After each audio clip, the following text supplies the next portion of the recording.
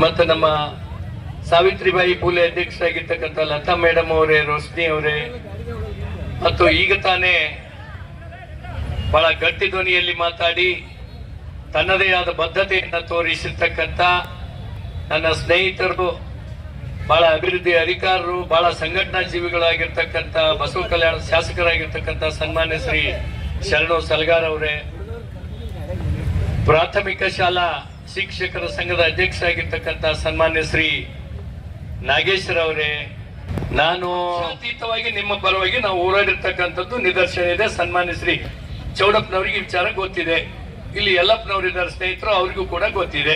ಇದ್ರಾಗೇನು ಮುಚ್ಚಿರ್ತಕ್ಕಂಥ ವಿಚಾರ ಏನೂ ಇಲ್ಲ. ಆದರೆ ನಿಮ್ಮ ಬೇಡಿಕೆ ಕಾನೂನುಬದ್ಧವಾಗಿದೆ, ನ್ಯಾಯಬದ್ಧವಾಗಿದೆ. C&R ರೂಲ್ ತಿದ್ದುಪಡಿ ತಂದು ನಿಮಗೆ ನಿಮ್ಮ ಬೇಡಿಕೆಯನ್ನು ಈಡೇರಿಸತಕ್ಕಂತ ಮನಸಾ ಈಚೆ ಮಾನ್ಯ ಸಚಿವರಿಗೆ ಒತ್ತಡ ಹಾಕಿ ಮಾಡಿಸಬೇಕಾಗಿದೆ. ಅದಕ್ಕೆ ನಾವು ಕಟಿಬದ್ಧವಾಗಿದ್ದೇವೆ, ನಿಮ್ಮ ಪರವಾಗಿದ್ದೇವೆ ಅನ್ನೋ ಮಾತನ್ನು ನೇರವಾಗಿ ಹೇಳಲಿಕ್ಕೆ ಬಯಸ್ತೇನೆ. ನಂಬರ್ 1, 2007ರಲ್ಲಿ ಸನ್ಮಾನ್ಯ ಶ್ರೀ ವರಟ್ಟಿ ಅವರು ಮಂತ್ರಿಗಳಾಗಿದ್ದ ಒಂದು ಕಮಿಟಿಯನ್ನು ಕಾನ್ಸ್ಟಿಟ್ಯೂಟ್ ಮಾಡಿದ್ರು. ಪ್ರೊಫೆಸರ್ LR ವೈದ್ಯನಾಥನ್ ಅಂತಕ್ಕಂಥವರ ಅಧ್ಯಕ್ಷತೆಯಲ್ಲಿ ಅಡಿಗೆ ಅವರು ಕೂಡ ಆ ಸಮಿತಿಯ ಸದಸ್ಯರಾಗಿದ್ರು. ಅವರನ್ನು ಕೂಡ ಸಮಿತಿಯಲ್ಲಿ ನಾವು ಕರೆಸಿ ಮೀಟಿಂಗ್ ಮಾಡಿ ಸಮಿತಿಯಲ್ಲಿ ಸಂಪೂರ್ಣವಾಗಿ ಡಿಸ್ಕಸ್ ಮಾಡಿದ್ವಿ. LR ವೈದ್ಯನಾಥನ್ ವರದಿಯನ್ನ ಆಲ್ಮೋಸ್ಟ್ 70% 75% ಬೇಡಿಕೆಗಳನ್ನು ಈಡೇರಿಸುವಲ್ಲಿ ಸ್ವೀಕಾರ ಮಾಡಿದ್ದಾರೆ. ಆದರೆ ವಿಶೇಷವಾಗಿ with regard to the promotion is concern, it is not at accepted ಅಂತಕ್ಕಂಥ ಮಾತನ್ನು ತಮ್ಮ ಗಮನಕ್ಕೆ ತರಲಿಕ್ಕೆ ಬಯಸ್ತೇನೆ. ಇದನ್ನ ತಗೊಳ್ಳೇಬೇಕು, ಮಾಡಲೇಬೇಕು. ಇಷ್ಟು ವರ್ಷಗಳ ಕಾಲ ತಮ್ಮ ಸೇವೆಯಲ್ಲಿ ಒಂದು ಸಲನಾದರೂ ತಮಗೆ ಬಡ್ತಿ ಬೇಕು ಅಂತಕ್ಕಂಥ ತಮ್ಮ ಬೇಡಿಕೆ ಕೂಡ ನ್ಯಾಯಬದ್ಧವಾಗಿದೆ, ಕಾನೂನುಬದ್ಧವಾಗಿದೆ. ಅದು ತಮಗೆ ಜಯಿಸುವ ನಿಟ್ಟಿನಲ್ಲಿ ನಾವು ಪ್ರಾಮಾಣಿಕವಾಗಿ ನಿಮ್ಮ ಜೊತೆಯಲ್ಲಿ ಇರ್ತೇವೆ ಅನ್ನೋ ಮಾತನ್ನು ಹೇಳಲಿಕ್ಕೆ ಸಹ ನಾನು ಬಯಸ್ತೇನೆ. 2ನೇದು. 3ನೇದಾಗಿ ಸನ್ಮಾನ್ಯ ವರಟ್ಟಿ ಅವರು ಸ್ವತಃ ಫಿಸಿಕಲ್ ಟೀಚರ್ಸ್ ಆಗಿದ್ದು, ಅವರು ಆ ಸಮಿತಿ ಅಧ್ಯಕ್ಷರಾಗಿದ್ದು, ನಾನು ಕೂಡ ಅದೇ ಕಮಿಟಿಯಲ್ಲಿ ನಾನು ಇದ್ದೆ. ಸನ್ಮಾನ್ಯ ಚೌಡಪ್ಪನವರು ಇವತ್ತೇನು ಬಾರಿ ಹೋರಾಟ ಜೀವಿಗಳು, ಯಾವತ್ತೂ ನಮ್ಮ ಜೊತೆಯಲ್ಲಿ ಇದ್ದು ಪ್ರತಿಯೊಂದು ಮೀಟಿಂಗ್ ನಲ್ಲಿ ಬಂದು ಕೂತ್ಕೊಂಡಿದ್ದನ್ನು ಡಿಸ್ಕಸ್ ಮಾಡ್ತಾ ಇದ್ರು. ದಯಮಾಡಿ ನಾನು ಹೇಳ್ತೇನೆ, ಬರೀ ಪೊಳ್ಳು ಹೇಳಿಕೆಗಳಿಗೆ ನೀವು ತಲೆದೂಗಬೇಡಿ. ಲಾಸ್ಟ್ ಟೈಮ್ ಪೇಪರ್ನಲ್ಲಿ ಬಂತು, ನಾನು ಹೇಳಿದೆ ಇದಕ್ಕೆ ಬೆಲೆ ಇಲ್ಲ. ಬಟ್ ನಾನು ಯಾಕೆ ಹೇಳ್ತೇನೆ ಈ ಮಾತಂದ್ರೆ, ಚುನಾವಣೆ ಬರ್ತವೆ ಹೋಗ್ತವೆ, ಬಟ್ ಕೆಲವರು ಪೊಳ್ಳು ಭಾಷಣಗಳಿಗೆ ದಯಮಾಡಿ ಅದನ್ನು ಗಮನಕ್ಕೆ ಹರಿಸಕ್ಕೆ ಹೋಗ್ಬೇಡಿ. ನಾವು ಪ್ರಾಮಾಣಿಕತೆಯಿಂದ, ಬದ್ಧತೆಯಿಂದ, ನೈತಿಕತೆಯಿಂದ ಕೆಲಸ ಮಾಡ್ತಕ್ಕಂಥ ಅವಶ್ಯಕತೆ ಇಲ್ಲಿದೆ.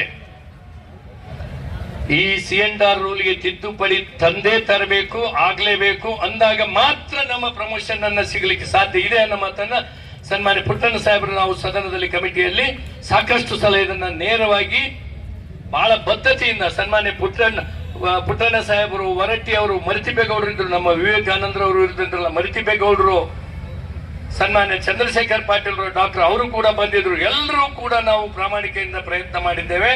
ಆದ್ರೂ ಕೂಡ ಆಗಿಲ್ಲ. ಅದು ದುರ್ದೈವ. ಈಗ ಒಳ್ಳೆ ಸಂದರ್ಭ ಬಂದಿದೆ.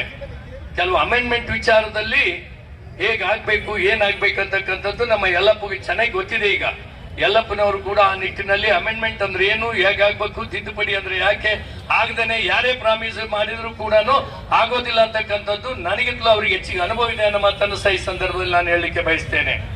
ಕಾರಣ ಏನು ಅಂದ್ರೆ, ಬರೀ ಭಾಷಣದಿಂದ, ಬರೀ ಹೇಳಿಕೆಗಿಂತ ಕೆಲಸ ಆಗೋದಿಲ್ಲ. ಹಾಗಾಗಿ ಪ್ರೊಫೆಸರ್ LR ವೈದ್ಯನಾಥನ್ ವರದಿ ಸಂಪೂರ್ಣವಾಗಿ ಜಾರಿಗೆ ಬರಲೇಬೇಕು.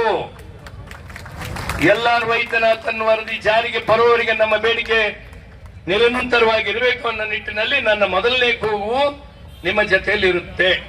ಇದು ಸರಿ ಇದೆಯಾ ಇಲ್ವೋ? ಈಗ ಯಾರಾದ್ರೂ ಎದ್ದು ನಿಂತು ಪ್ರಶ್ನೆ ಕೇಳ್ಬೇಕು ನನಗೆ. ನಾನು ಈ ಮಾತು ಹೇಳ್ತೇನೆ ಅಂತಂದ್ರೆ, ಬರೀ ಸಚಿವರನ್ನ ಮಾಡಿಬಿಡ್ತೇನೆ ಅಂದ್ರೆ ಆಗೋದಿಲ್ಲ. ನಾನು ಇನ್ನು 10 ಸಲ ಹೇಳ್ತೇನೆ, for every demand there should be an amendment with regard to the certain subjects. ಕೆಲವು ವಿಷಯದಲ್ಲಿ ಅಮೆಂಡ್ಮೆಂಟ್ ಆಗ್ಲೇಬೇಕು. ನೀವು ಅರ್ಥ ಮಾಡ್ಕೊಳ್ಳಿ. ಅದು ಹೇಳಿದ್ರೆ ಅಪೋಸ್ ಅಂತ ಅಂತೀರಿ. ನಾನೇನ್ ಮಾಡ್ಲಿ, ಅದು ನಿಮ್ಮ ದುರ್ದೈವನೋ ನನ್ನ ದೈವನೋ ನನಗೆ ಗೊತ್ತಿಲ್ಲ. I tell you again and again, amendment, ತಿದ್ದುಪಡಿ ಆಗ್ಲೇಬೇಕು ಅಲ್ವಾ ಅಣ್ಣ?